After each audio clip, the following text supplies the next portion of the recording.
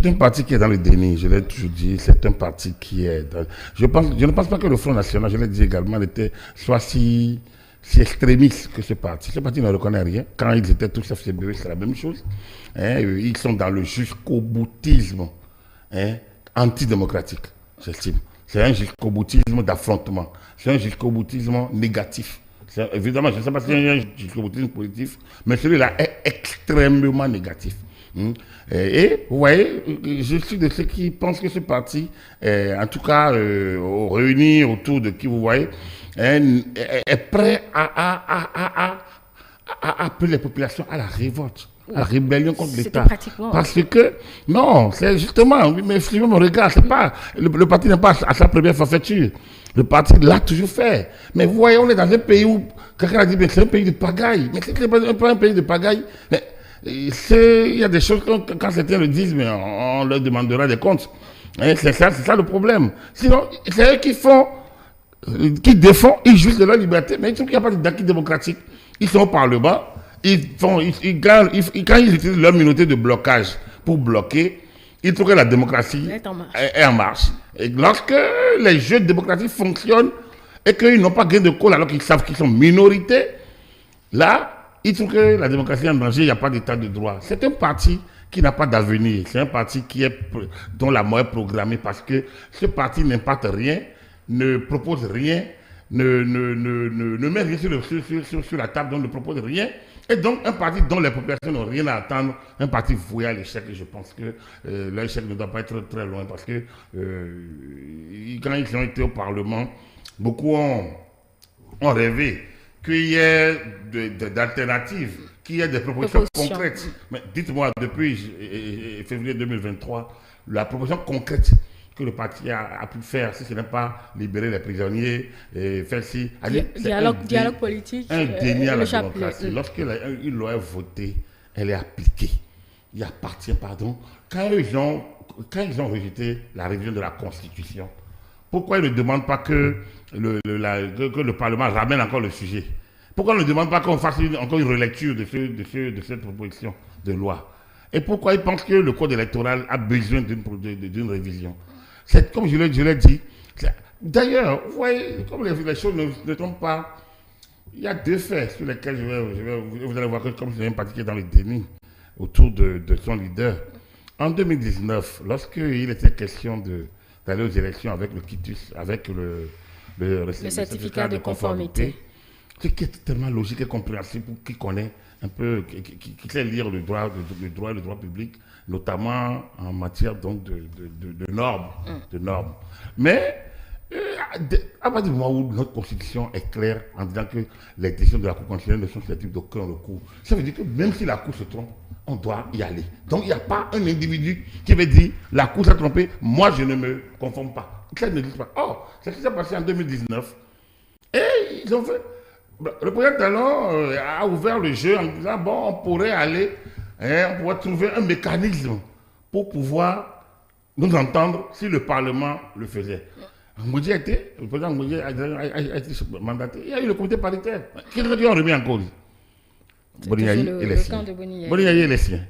Et au même moment, ils dénoncent un Parlement monocolore. Ils font blocage pour les élections, violence. Les gens, ils ont appelé à la violence, clairement. Ils ont été les instigateurs de violence. Et on a vu ce qui s'est passé. Boniaï lui-même n'a pas manqué. D'abord, la descente au marché d'Antopa, avec le président Soglo, c'est quand même pathétique, négatif. Et ensuite, dans la foulée de la présidentielle de 2021, quand Boniaï lui-même dit bon, j'ai été président de la République, président de l'Europe, de l'UA, chef suprême des armées, j'en appelle à l'armée. Alors, c'est à la limite quand on fasse une cour à ce que l'armée remette en cause les acquis démocratiques. Je trouve que c'est négatif. Et bon, comme ces gens-là disent ces choses, et ça passe.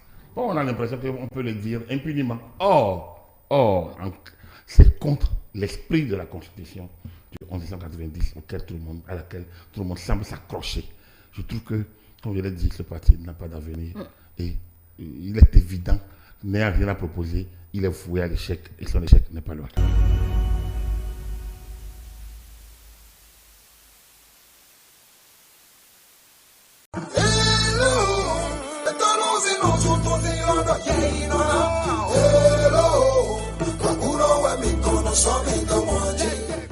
Agapit Napoléon, laquais de la plume, troubadour salarié de la rupture, ignoble obèse à la langue plus large que sa cavité buccale, se serait montré plus effronté qu'il ne devrait au regard de son intelligence en état de décrépitude avancée.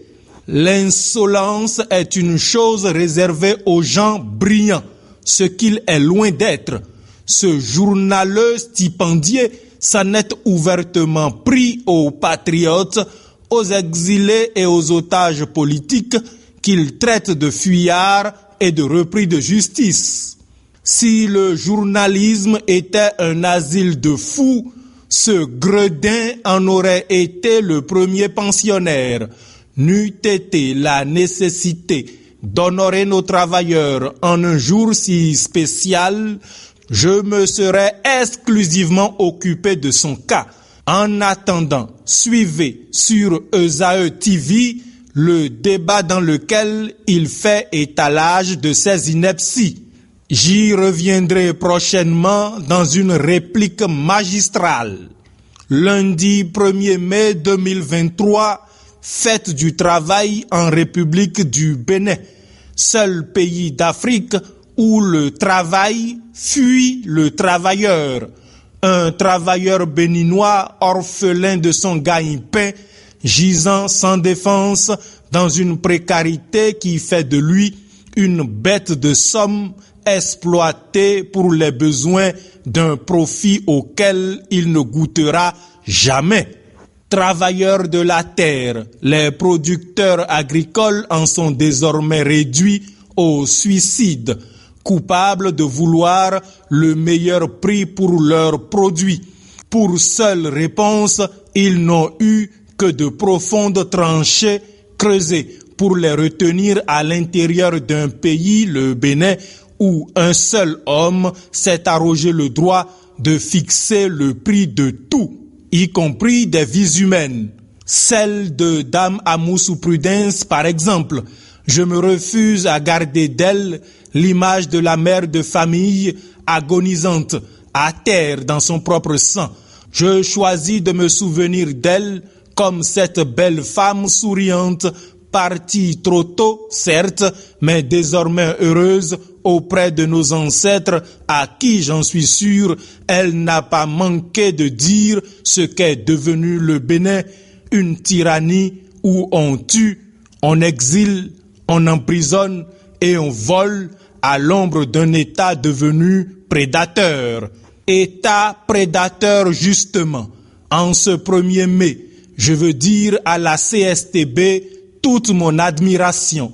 Elle a su, malgré la répression, garder vive la flamme du syndicalisme effervescent, pendant que d'autres se sont soumis et à quatre pattes sous la table de la rupture ramassent les miettes du gâteau national. La CSTB n'a trahi ni le travailleur ni le citoyen. La belle réussite de la marche du travailleur organisée en ce jour, 1er mai 2023, est le témoignage vivant de l'abnégation dont fait preuve la CSTB pour les droits du travailleur, mais avant tout pour ceux du citoyen. Cerise sur le gâteau, la présence remarquée de Laurent Métognon, qui, tel un phénix, a repris de l'ardeur malgré les tribulations à lui imposées par la dictature.